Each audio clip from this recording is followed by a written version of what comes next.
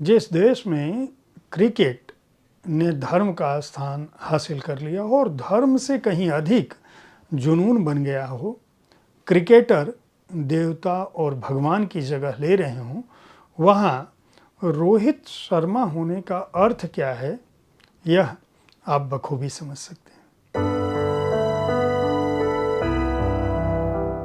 नमस्कार, आप देख रहे हैं साहित्य तक के बुक कैफे का एक दिन एक किताब कार्यक्रम। मैं हूं जयप्रकाश पांडे। आज शनिवार है और मैं जिस पुस्तक पर अपनी राय के साथ उपस्थित हूं उसका नाम है the rise of hitman. The rise of hitman, the Rohit Sharma story. इस पुस्तक के लेखक हैं are Kaushik.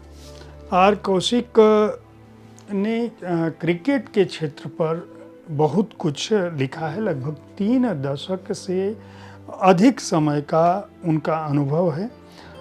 Way wisdom India के एग्जीक्यूटिव एडिटर रहे हैं और उन्होंने लगभग भारत के जितने भी महत्वपूर्ण मैच हैं, जब से वो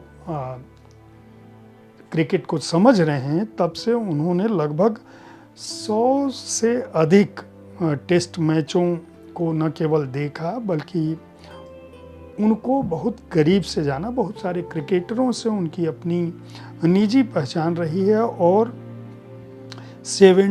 उन्होंने India's 71 year test the journey of triumph in Australia, इसके अलावा जो ऑटोबायोग्राफी उन्होंने लिखी 281 एंड बियॉन्ड, ये BBS लक्ष्मण के साथ वो इसके को ऑथर थे।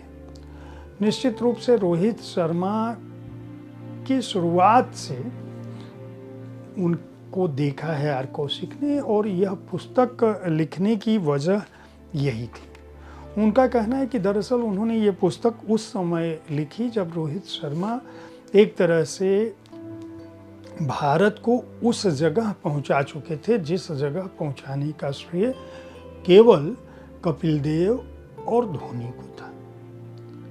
लेकिन कपिल देव के समय में और धोनी के समय में जो क्रिकेट टीम थी उसकी तुलना में रोहित शर्मा के ऊपर चुनौतियां कहीं ज़्यादा थी।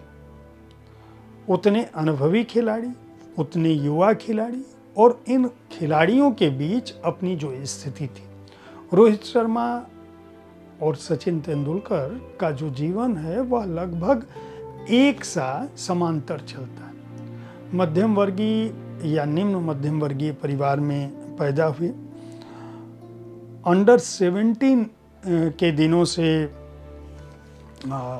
उनको देखना शुरू किया लेखक ने और यह पाया कि दरअसल जब वे अंडर 17 खेल रहे थे तभी यह मान लिया गया था कि उनकी स्थिति क्या होगी। लेकिन बतौर क्रिकेटर रोहित शर्मा क्या हैं, यह तो आप उनके रिकॉर्ड से कहीं भी वेबसाइट पर जाके जान सकते हैं, उनके बारे में पत्र पत्रिकाओं से पढ़ सकते हैं। कोई भी जो क्रिकेट प्रेमी है वह रिकॉर्डों को तो रोहित शर्मा के बहुत बखूबी जानता होगा। लेकिन दरअसल रोहित शर्मा ने शुरुआत कैसे की थी, यह पुस्तक ये भी बताती।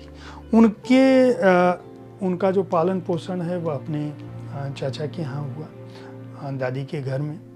स्थिति यह थी कि जब वे पढ़ रहे थे और उन पर उनके कोच की नज़र पड़ी पहली बार, तो उनको लगा कि इस लड़के को बहुत अगर ट्रेंड किया जाए तो यह बड़ा क्रिकेटर बन सकता है। उसके लिए उनका स्कूल बदलने की ज़रूरत पड़ी। इस किताब में यह बताया गया है कि दरअसल उस स्कूल की फीस देने के लिए भी जो बमुश्किल 40 रुपये था, उनके चाचा ने मना कर दिया कि यह फीस नहीं दी जा सकती। जिस विद्यालय में इन्होंने पढ़ाई की, अंडर 17 जहाँ से ये गए हैं, वहाँ उस विद्यालय के प्रबंधन ने इस बात को, इनकी प्रतिभा को, रोहित शर्मा की प्रतिभा को देखते हुए यह तय किया कि फीस माफ कर दी जाए। दरअसल जिस विद्यालय में ये पढ़ रहे थे वो बेलंकनी हाई स्कूल था, जहाँ की मंथली फ़ीस थी 30 रुपये और जिस स्कूल में उनका एडमिशन हो रहा था वहाँ 275 रुपये उसका फ़ीस थी। तो उस परिवार से और उन स्थितियों से रोहित शर्मा आगे बढ़े। उसके बाद रोहित शर्मा कैसे आगे बढ़ते गए, क्रिकेट की दुनिया में कैसे गए, और जब सफलता की सीढ़ियां चढ़कर वे पूरे देश के लिए एक स्टार बन चुके थे, तब भी वह किस तरह से ग्राउंडेड थे, यह किताब यह भी बताती है। यह बताती है कि उनके किसी एक परिचित ने कहा कि यार हमारे पास घर नहीं है, मैं कुछ दिन के लिए तुम्हारे यहाँ शेल्टर लेना चाहता हूँ, तुम्हारे यहाँ शरण लेना चाहता हूँ। इन्होंने 3 साल उसको अपने घर में रखा और अपनी ही टेबल पर कभी भी ये बात नहीं लगी कि यह आभास हो कि यह कोई बाहरी व्यक्ति है। इस तरह के काम लगातार रोहित शर्मा करते रहे हैं। और यह पुस्तक जो आर कौशिक ने लिखी है, रोहित शर्मा की पत्नी की ज़िंदगी में, उनके दोस्तों की नज़र में वो क्या हैं, और इसके अलावा क्रिकेट की फील्ड में वह क्या हैं, यह पुस्तक बताती ही है। 14 अध्याय हैं इस पुस्तक में, जो उनके शुरुआती जीवन हम्बल बिगनिंग्स से शुरू होती है। शुरुआती दौर में ही किस तरह से उन्होंने अपनी प्रतिभा को दिखाया उसको बताती है। किस तरह से वे धीरे धीरे न केवल आगे बढ़े बल्कि उनके करियर में तमाम तरह की अड़चनें भी आई। जब उनका चयन हो रहा था तब क्रिकेट में जब उन्हें चुना जा रहा था टीम में तब, उसके अलावा ये बॉलर के तौर पर देखे गए थे, बैट्समैन के तौर पर इनकी क्या भूमिका है, किस तरह से इनके कोच ने उसको पहचाना और फिर उसको प्रतिभा को निखारा। किस तरह से वहाँ जो क्रिकेट में ओपनर के तौर पर और ओपनर के अलावा वाइट बॉल ओपनर के तौर पर इनकी जो शुरुआत हुई, वाइट बॉल लीजेंड्स इनको क्यों कहा गया, आईपीएल में किस तरह से इनकी भूमिका रही, वर्ल्ड कप में इनकी क्या भूमिका रही है, किस तरह से इन्होंने ओपनिंग गैम्बिट खेला, यह इस पुस्तक में लिखा है।